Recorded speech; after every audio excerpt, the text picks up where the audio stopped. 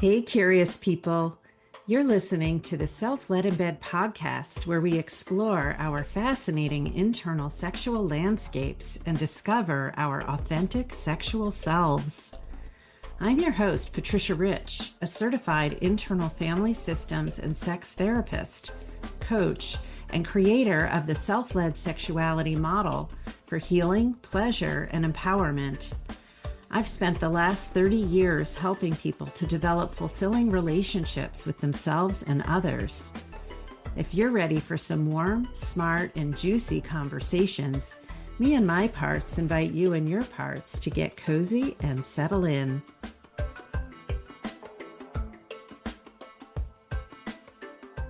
Feeling self-led in bed can be particularly challenging for folks who have experienced sexual abuse or other forms of complex trauma.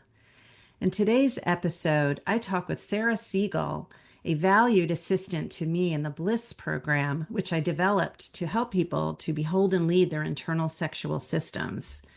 Sarah brings great compassion, non-judgmental presence, and wisdom born from her own healing journey from complex trauma due to childhood sexual abuse, severe opioid addiction, and chronic illness. Sarah is a level 2 trained IFS coach who loves supporting people who have survived severe complex trauma to build lives that are healthy, whole, and full of pleasure. She is additionally a chaplain, a certified holistic coach, and a drug and alcohol counselor.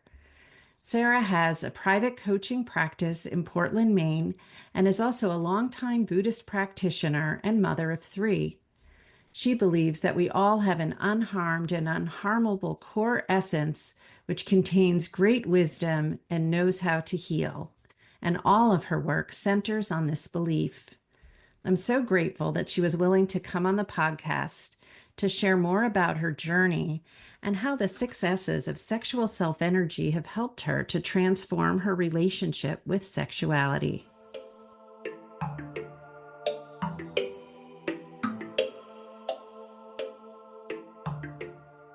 Sarah, thank you so much for joining me on the Self-Led in Bed podcast. I'm so pleased that you're here with me today. Thanks for having me, Patty. This is such a treat. Yeah, I'm wanting to ask you if you're noticing any parts as we step in, Hmm. and maybe take a minute, and maybe people listening to this might even notice their parts for a moment. I'm just curious what you're noticing.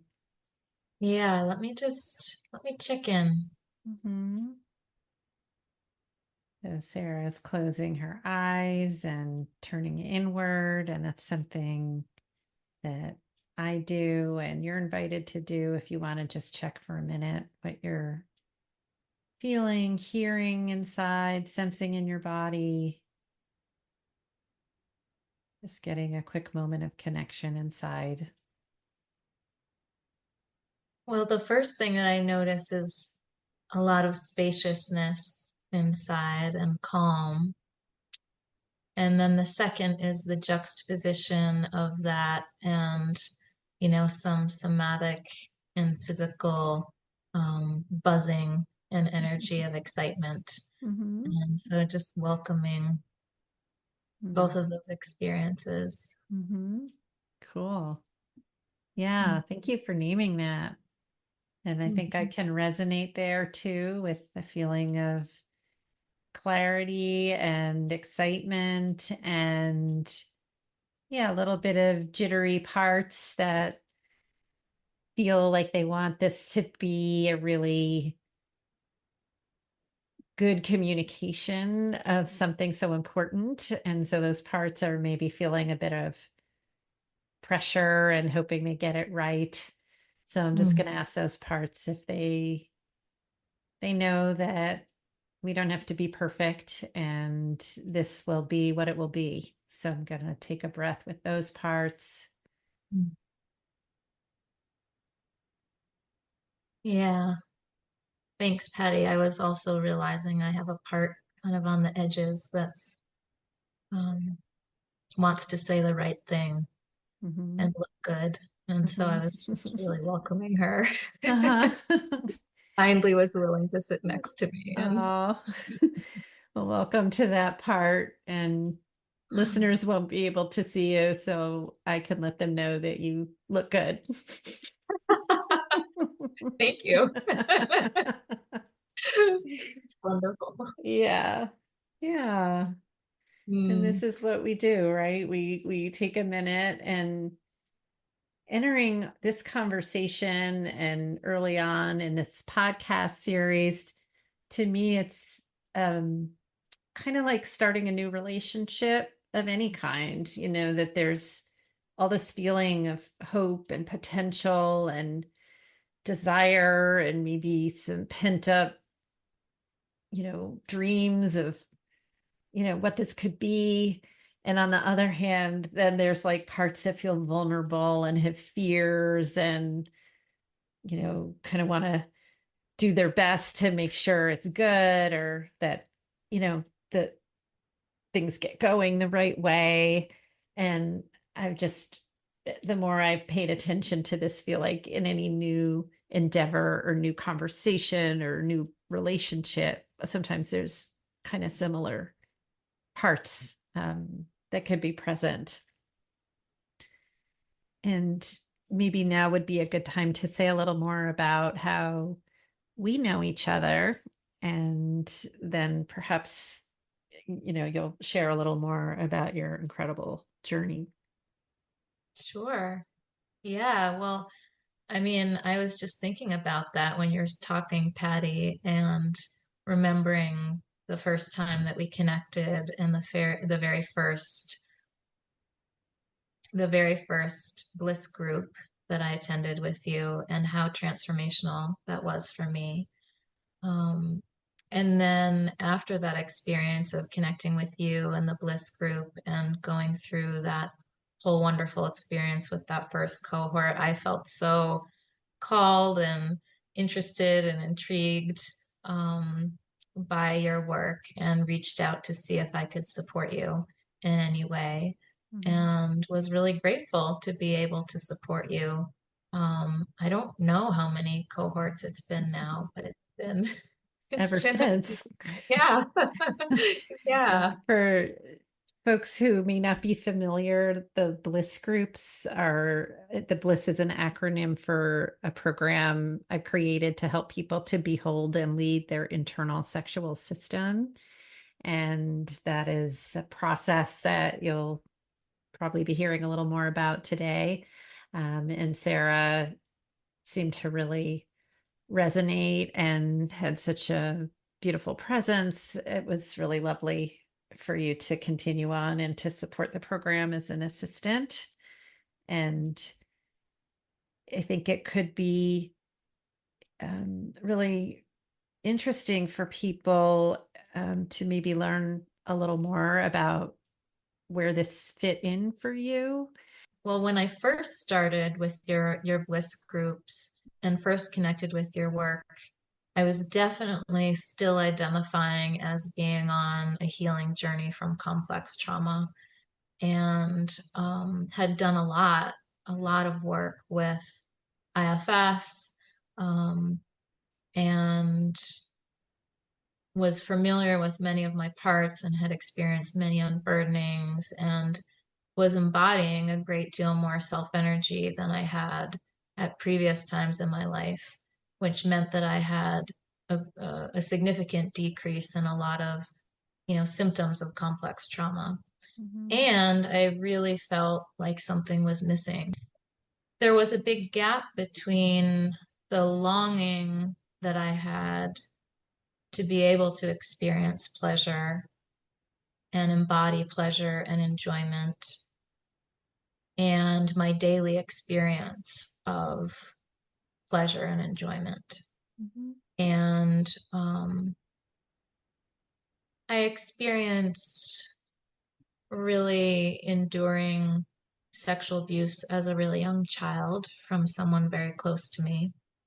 And as happens so often in that case, um, it wasn't only the violation of my body that was the wounding. It was also the inability to contextualize that or understand that in my life. And so there was no reference point for that experience of what was happening to me. And it began at such a young age that it was, that type of pain or violation was really all I knew. That was my reference point. And beyond that, and I didn't even have words to describe my experience, which often happens for people that experience trauma. It's pre-verbal. And so all I knew as I grew older was that I felt incredibly uncomfortable in my own skin and had a lot of parts, although I didn't relate to them at that time, but many parts that had a great degree of shame and self-loathing and feelings of profound despair and hopelessness. And those parts were really leading the show, or really those parts were very present in my adolescence. And as a result, there were other ways that my system adapted to manage the pain that many of those parts were feeling, which was through using substances, specifically opioids and IV heroin use, which became an incredibly painful cycle in and of itself and made me very available for further traumatization through putting myself, parts that would put myself in very unsafe situations and experience more trauma as a result. And during that time, in order to maintain my opioid habit, I also began working in the sex industry, which can many times be an empowering experience for many people. And I really do believe that sex work is real work and, needs to be valued. And for me, during that time, it was really traumatic and further damaging. I went to my first treatment for opioid use disorder when I was 19. And that was the first moment that I really had any perspective on the degree of suffering that I was experiencing as a result of my relationship with substances. After that, I did have many setbacks. I don't personally like the term relapse because I think it's very stigmatized. And instead, I see this process of healing or recovery more as a spiral. It's not linear. And so looking back on it, I can see that, I had many setbacks, including ones that required me to be away for long periods of time from my son, my first son at the time, in order to, go to further treatment centers. And it was through that process, which was very painful, in and out of various treatment centers, in and out of various spaces of using substances, that I began to, through that pain, it almost drove me inward in a way that allowed me to connect ultimately to a deeper place in myself and my spiritual path. And it was really my spiritual path that was the doorway through and kind of the portal out of that extreme place of suffering. It's incredible. Yeah. Thank you so much for sharing that. And I'll add that this December it will be 17 years in recovery from opioid use disorder. The term recovery I even struggle with, to be totally honest, because I think now, recovered in what way? Meaning that now I'm able to participate in these social systems that many of my parts don't agree with by performing and earning and so there's a whole other layer to that. And yet, 17 years since I was struggling in that really extreme way. Incredible. Incredible. Just so moved and inspired by your story and your courageous journey, and how at this point, you've been able to weave in that sexual healing, and sexuality as not only something to tolerate, not only something that can feel good, but something that actually furthers your spirituality and, your embodiment of self energy. Well, when I met you, Patty, I was definitely experiencing far fewer symptoms than I had at previous times in my life as it relates to complex trauma. I was really struggling a lot in my marriage at the time with significant intrusive thoughts anytime that there would be the possibility of intimacy with my partner.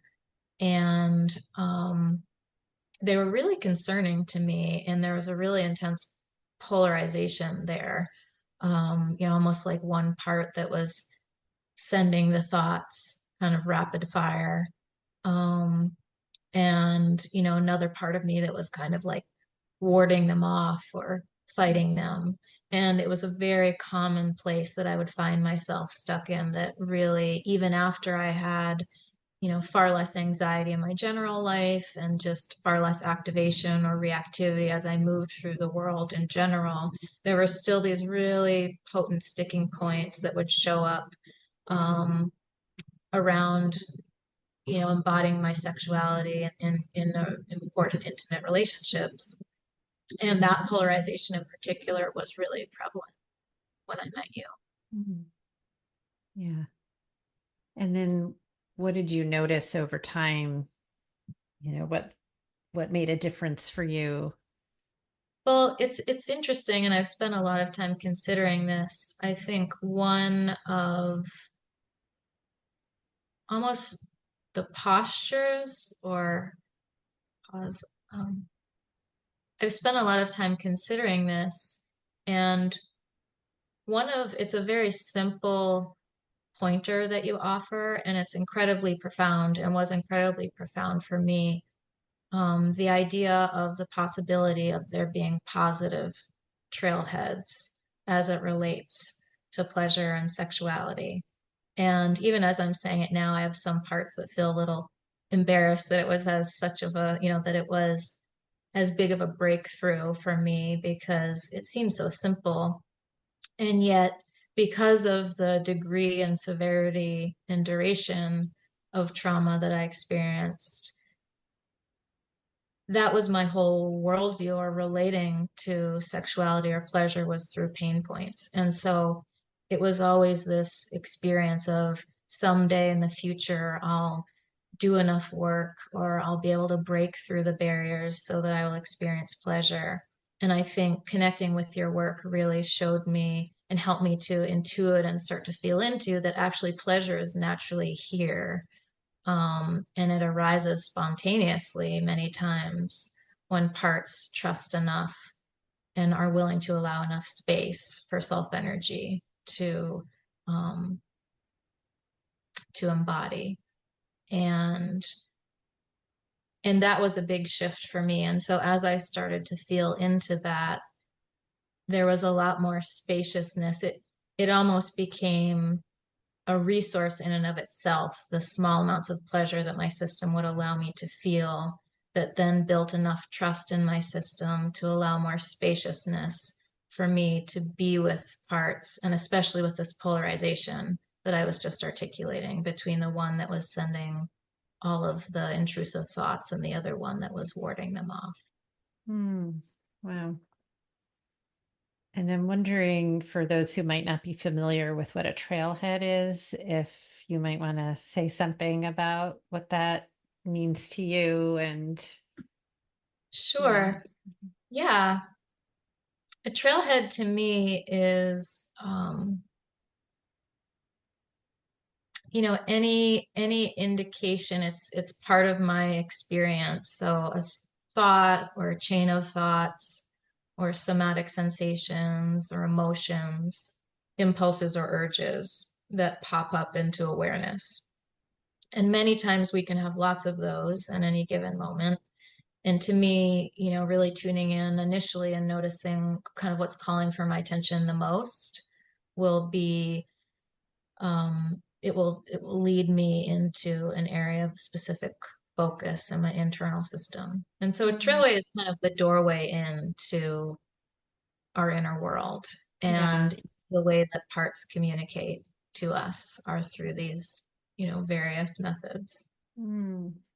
I love how you put that it's a doorway and it's how parts communicate. The trailhead term was developed by Dick Schwartz for those who are newer to the internal family systems model. And for me, I always picture, because this is, I guess, what Dick Schwartz pictured, going to a park or something and there's a trailhead and you could take the trail and have an experience, maybe discover something, or you could not take the trail and you could keep going. So there's some element of choose it. We don't choose what trailheads emerge in our life, the things that grab our attention or maybe are sticking points, but that we can choose if we want to do this reflection, this introspective process to get to know it better, right? That's And often people are turning toward their pain points as their trailheads, understandably, the thing that's causing the most discomfort that we need relief from. And so this idea of a positive trailhead, which was resonating so much for you, Sarah, is this idea that we don't only learn from focusing on what hurts us, but we can also learn by focusing on what gives us pleasure or on particular things we might like to experience, and then get curious about what's between us and that experience or being able to access that. Yeah. Yeah. So, and I'm really taking in what you shared also about that impact, and something that I think we don't always hear as much about, which is the impact on a marital relationship or an intimate relationship when someone has done a lot of healing, but maybe this area of sexuality hasn't sorted itself out. There's still something going on. And I think, you just described it really vividly. And I wonder if you want to say anything else about, I don't know, maybe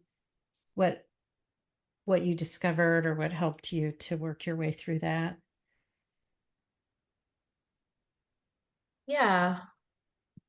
Well, I think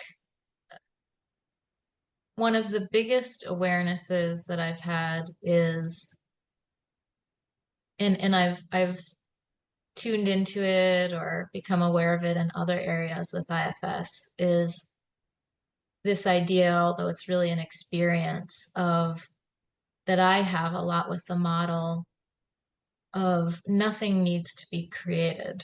Nothing really needs to be done, even. It's more revealed.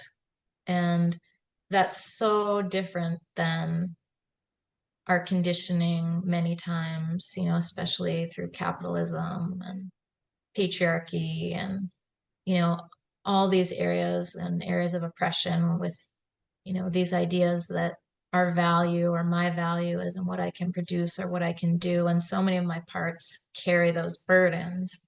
And so, this experience with the model that's been so profound and that was really powerful to feel into in relation to my sexuality through your work is that, you know, so many of my parts felt so broken for so long as it relates to pleasure, just, that there was so much between me or between us in experiencing that type of joy or that type of satisfaction. And if I could experience it in certain moments, I would have blowback in my system and there would be shame spirals. And, and that was just my experience for so long.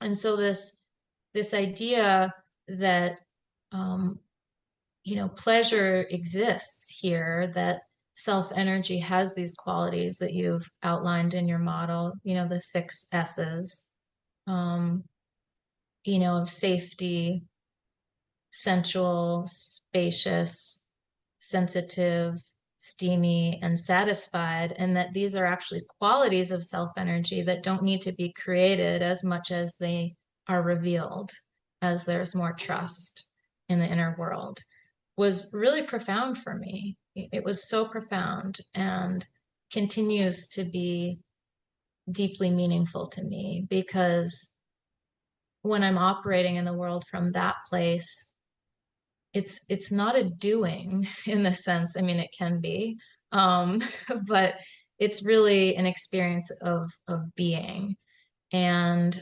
and being inherently whole and being complete, um, as I am, and just the redemptive quality of that. And um,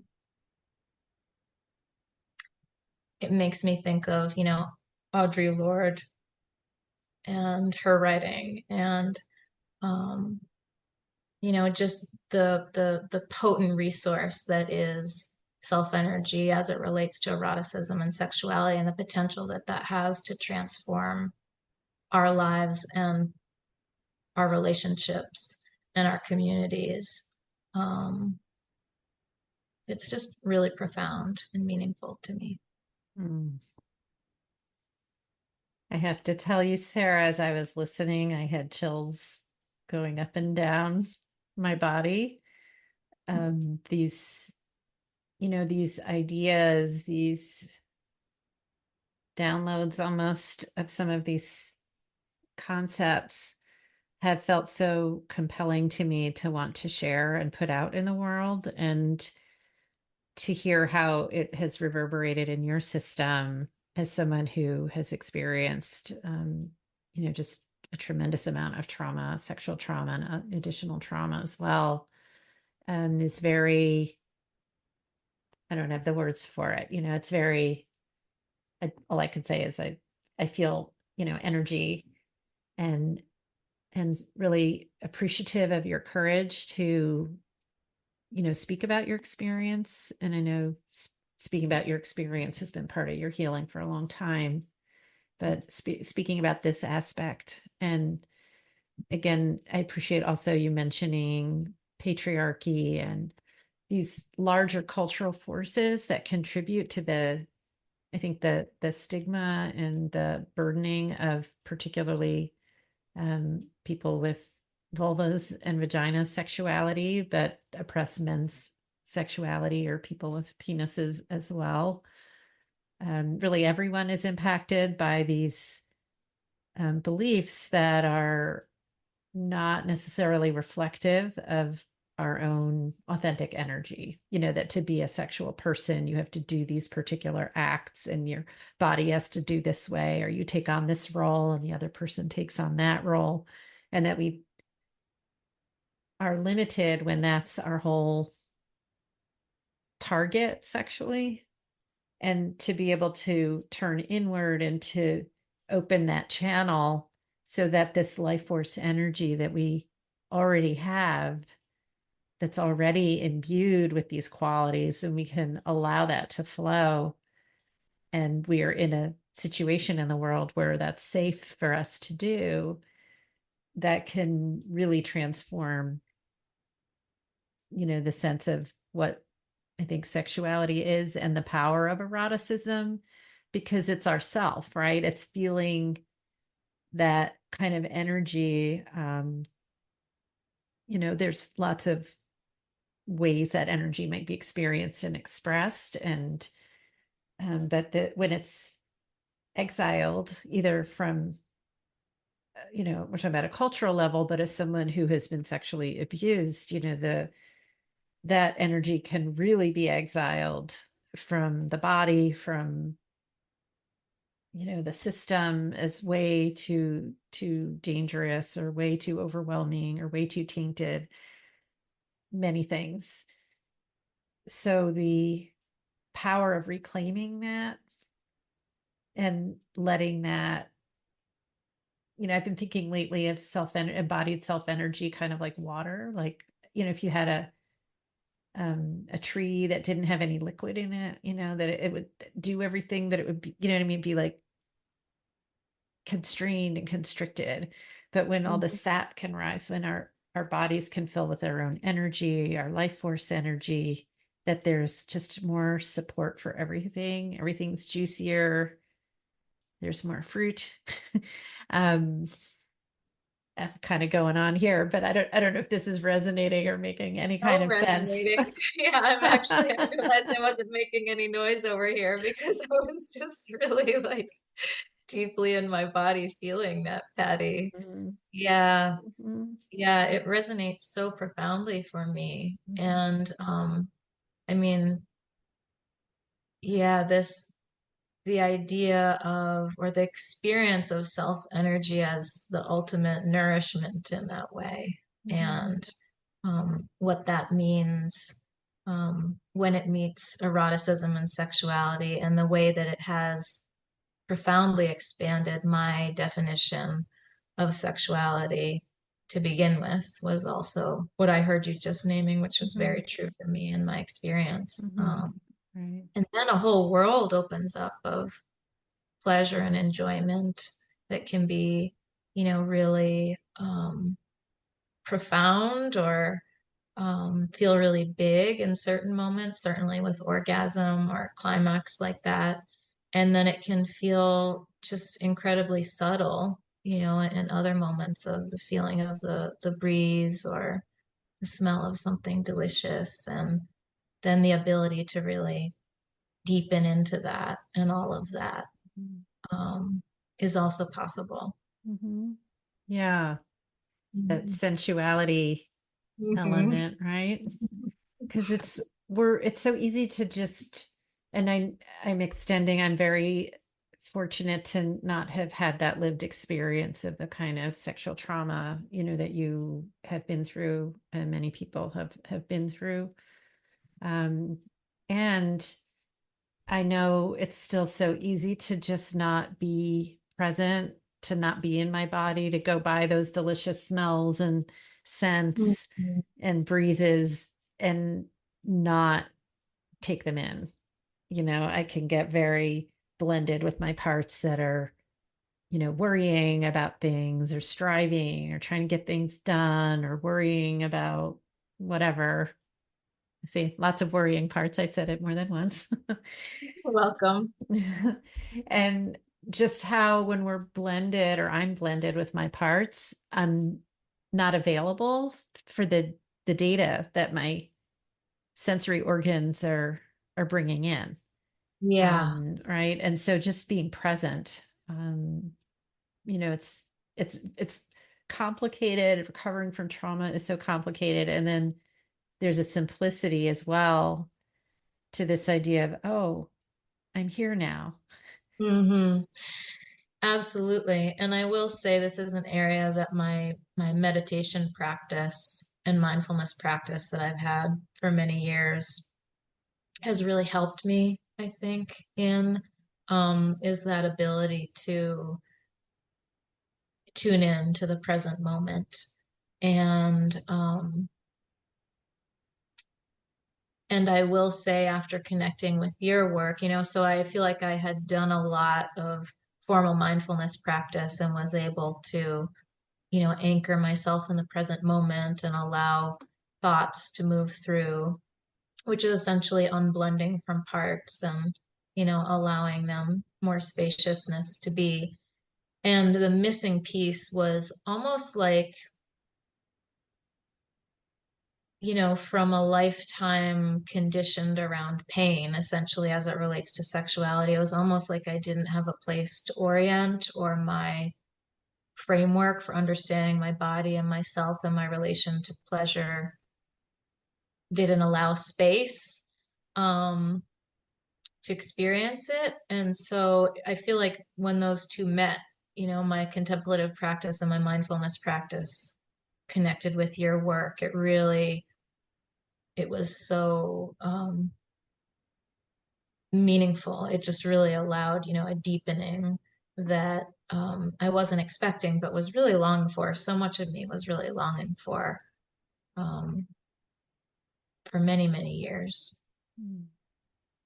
So I love hearing more about how your contemplative, practices complement or precede it or coexist with Mhm. this. And I know you bring in a lot of different, you've brought in many modalities, I believe, in your own healing. And Yeah, I don't know if you want to say anything more about that, and also maybe modalities you bring in, if you want to say anything more about the kind of people that you work with, and if you bring some of those modalities in with them as well. sure. Yeah, I mean, I feel like my spiritual path has really, as a Buddhist practitioner, has been my main healing resource. Um, Even when I didn't know it at the time, just, you know, Buddhism has this, um, sees us as complete already, inherently whole, and that we all have that. And um, and so that was, a main resource. And then I did use, I mean, so many different modalities from EMDR to TAT to polyvagal therapy, CBT. Um, I went to many addiction treatment centers. I've took part in, um, experimental treatments outside of the country, and really was on a very long path of healing. It's interesting looking back now in a way, because it's almost like my view at the time didn't include the possibility of being healed.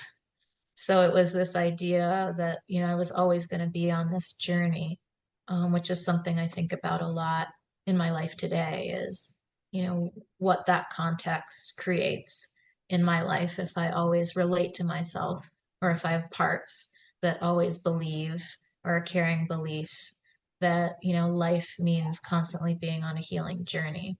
And interestingly enough, the interplay of that with your work is quite profound, because when those parts meet this possibility of being satisfied, many times I will put that s, the satisfied s, at the beginning, and just move into, you know a pleasurable experience from that point, feeling into the experience inside of myself of being satisfied exactly as I am. And that will often unlock many more dimensions of pleasure or enjoyment. And so this experience of being satisfied as I am is also a disruptor for this idea or these beliefs that a lot of my parts hold, that, there's always some striving or some place I need to work towards. Um, Something I need to achieve as it relates to my healing. And it's a very different way of relating to the moment and relating to myself. And so I would say in the work that I do today, I'm a certified holistic coach and IFS trained, level 2 trained, and that's the main modality that I use with clients is IFS. And I am a chaplain, an interfaith chaplain, and I offer spiritual direction in addition to, the other forms of support that I offer people. And I work with people that have a wide range of concerns or struggles. Definitely many with really severe complex trauma or very severe dissociative disorders. And I work in conjunction with licensed mental health providers also, and many times work on teams with other professionals. And I also offer ketamine assisted support to many of my clients in conjunction with other providers. I also work with clients who have some degree of anxiety or depression, um, although it may not be as severe or enduring or impactful in their lives as many of the others that I work with. And many of these clients are really looking for greater degrees of joy in their lives and are wanting deeper degrees of connection with their loved ones and unsure how to find that. And also many people that are struggling with patterns as it relates to self-soothing. And that can be anything from, you know, using a lot of screen time or being on phones a lot to struggling with heroin or cocaine. And one thing that I love is the way that Dick Schwartz describes addiction. I don't use that word. I use that word as infrequently as possible because I think his definition is so much better. He calls it ritualized compulsive comfort seeking. And I really love that one because it points to the wisdom in those adaptations instead of putting a label on it, which can further stigma for many people and shame and Mm-hmm. kind of be a sticking place for identity. I think many times those of us that have experienced something like ritualized compulsive comfort seeking can have parts that really identify with that and pick up a lot of burdens as a result of that identity or label. And that can kind of further polarize systems and further burden systems. Um, and so many times, a lot of the work that I'm doing with people is really exploring what parts exist in relation to labels and Mm-hmm. pathology, Mm. and just getting curious about what those words mean to different parts. Mm-hmm. So then in that process, it sounds like you're helping people to find their parts first, and then access more of that authentic self energy, would you Yeah, say? And then that, becomes a resource, just like we were saying in sexual healing, but it can be a resource in healing in other ways. Um, absolutely. yeah. And can I circle back? I was very interested in what you were saying about your own shift of identity from, being Yeah. on that healing journey. And I was curious, if not to like press the need for an identity at all, a named identity, but I was curious if there is a different way that you refer to yourself in that Mm. way with regard to your recovery journey. That's a great question, Patty. Let me check and see what it arises. Uh-huh. Um, I definitely have a lot of many parts that don't identify at all with the label of complex trauma in any way anymore. Um, I think because they're kind of all standing there saying, like, we're us. We're not a label. We're not this word. Like, can you see us? I know you know us. We're these Mhm. unique beings in here that all have um, wisdom behind how they show up. Um, and Mhm. so I think, that's what arises for me. And then also as it relates to addiction specifically, I definitely don't identify with labels anymore, such as addict. Um, I think, that adaptation served me in a moment in time when that was the best option for my life and for managing. And my relationship with substances is not even inside that same realm anymore. And so no part of me identifies with that particular term. Wow. Well, such a beautiful example of transformation and healing and listening to your own system even now, from the vantage point of where you are. And we're going to just be winding down shortly. And I just wondered, especially for people who might be listening who have endured sexual abuse or sexual trauma, if there's any words you would want to offer. Obviously, each person walks their own path and has their own situation, but I just think you're so uniquely positioned, to speak to that. And I just wondered if you had anything you might want to share. Hmm. Yeah, thanks for that, Patty. I think what comes up initially is what I share with, the people that I have the honor of supporting, which is you're not broken. even though it feels that way. And who you are, you may just not be familiar with yet. And that essence, your true self, your wisdom self, is more like the blue sky outside behind the clouds. It's unstained by anything you've experienced. It's unharmed by anything you have experienced, by anything you would or will experience. It's unstained by anything you have experienced, by anything you may experience in this life. And it contains great wisdom and is the ultimate resource for healing and pleasure and embodying joy. And so this process is more a process of familiarizing ourselves with that than it is creating anything or fixing anything, because nothing's actually broken. Mm.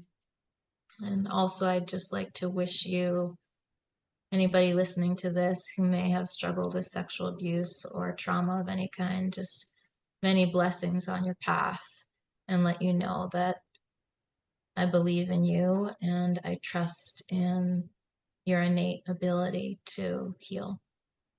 Sarah, would you like to tell the listeners about your current work or how to get in touch with you? Absolutely. I have a private coaching practice here in Maine and would invite anybody who may have resonated with anything I've shared today or the work or support that I offer. Please reach out, and I'd love to connect and to meet you. My website is breathofrecovery.com, and so you can find me easily there. And I'm also on Instagram. My Instagram handle is Waking Wisdom Within, so I'm available there. And I welcome further connection and potential exploration together. Wonderful. And we'll put those in the show notes as well for people. Okay, well, thank you so much, Sarah, for your heart and your soul and your courage and your generosity in sharing your story and your insights. Thank you, Patty. It's been such a gift to share this time with you today. Beautiful. Bye-bye. Bye. Thank you for listening to the Self-Led in Bed podcast. Check us out at www.patriciarich.com/podcast, where you can sign up for a free guide to the 6 S's of sexual self-energy. Until next time.